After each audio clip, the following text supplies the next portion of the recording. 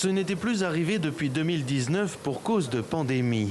À Yaoundé, les 6 chefs d'État des pays membres de la CEMAC ont tous répondu présents.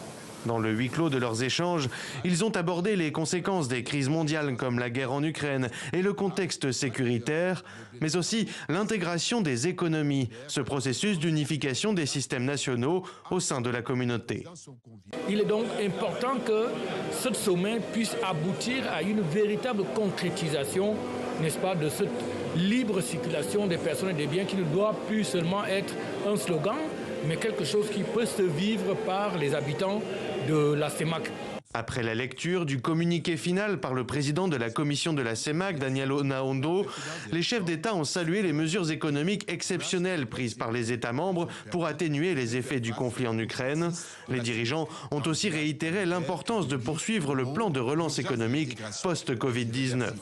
Un sommet conclu sans avancée majeure, à ceci près que le président Biya, 90 ans, a transmis son mandat à la tête de la conférence des chefs d'État à son homologue centrafricain, Faustin Archange Touadéra. Alors que la 16e session de la conférence de la CEMAC se tiendra à Bangui, la question des crypto-monnaies devrait être très discutée dans un pays qui a adopté l'une d'elles.